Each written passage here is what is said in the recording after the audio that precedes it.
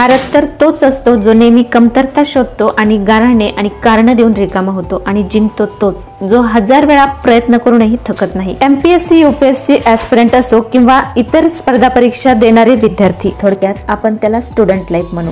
आणि आपल्या ह्या लाईफ पेक्षा स्टुडंट लाईफ फार कमी आणि तेवढीच कठीणही असते। नसेल तर ती करूनही घेता आली पाहिजे, कारण आपलं नाव झालेलं कुणाला नको असतं। प्रसिद्धी, पैसा आणि आपण काहीतरी चांगलं करत आहोत जे समाजाच्या आणि आपल्याही हिताचं आहे याचं समाधान, या सर्व गोष्टी जर सतत उतरवायच्या असतील तर आपल्याला अखंड प्रयत्न करायला पाहिजे, जोपर्यंत आपण यशस्वी होत नाही तोपर्यंत। इतरांप्रमाणे किंवा आपल्या मित्रमैत्रिणींप्रमाणे आपणही फिरायला जावं, हॉटेल्सला जावं, पार्ट्या कराव्या, मज्जा मस्ती करावी, फिल्म पाहायला जावं, अशी डिस्ट्रॅक्शन्स येणं साहजिकच आहे। परंतु वेळी स्वतःला सावधान करून आपलं भविष्य अंधारात ठेवण्यापेक्षा स्टुडंट लाईफ मध्ये केलेली प्रयत्नांची पराकाष्ठा आपोआप त्या सगळ्या गोष्टी तुमच्यापर्यंत आणून ठेवेल ज्या तुम्हाला हव्याशा वाटत असतात। याचप्रमाणे डिस्ट्रॅक्ट न होता आपल्या प्रयत्नांची पराकाष्ठा करून IAS ऑफिसर होणाऱ्या वर्षा मीना, ज्या जालना जिल्हा झेडपीच्या CEO आहेत, या आहेत आपलं आजचं इन्स्पिरेशन। चला तर मग वेळ न लावता व्हिडिओला सुरुवात करते। त्याआधी तुम्ही जर चॅनलवर नवीन असाल आणि व्हिडिओ पहिल्यांदाच पाहत असाल तर असेच नवनवीन माहितीपूर्ण व्हिडिओ यापुढेही पाहत राहण्यासाठी चॅनलला आता सबस्क्राईब करा। IAS ऑफिसर वर्षा मीना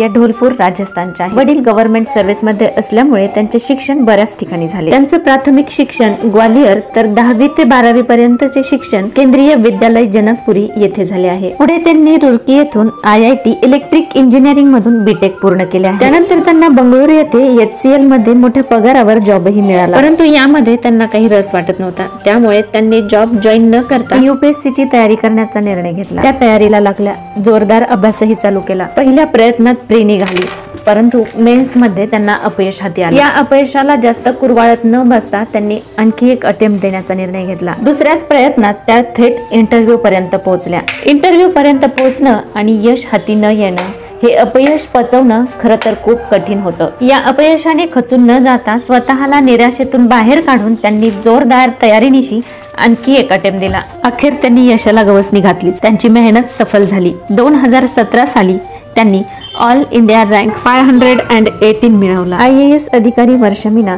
यांना पुढे महाराष्ट्र कॅडर मिळालं।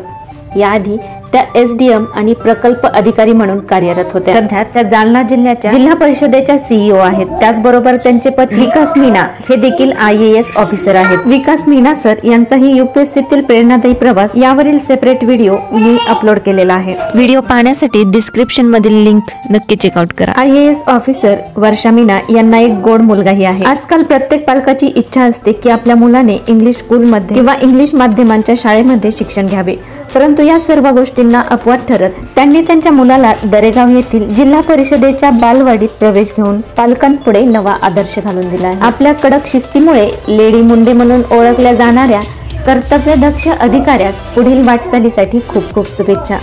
आशा करते व्हिडिओ आवडला असेल। व्हिडिओ आवडला असल्यास लाईक करा, जास्तीत जास्त शेअर करा आणि असेच नवनवीन माहितीपूर्ण व्हिडिओ यापुढेही पाहत राहण्यासाठी आपल्या चॅनलला नक्की सबस्क्राईब करा।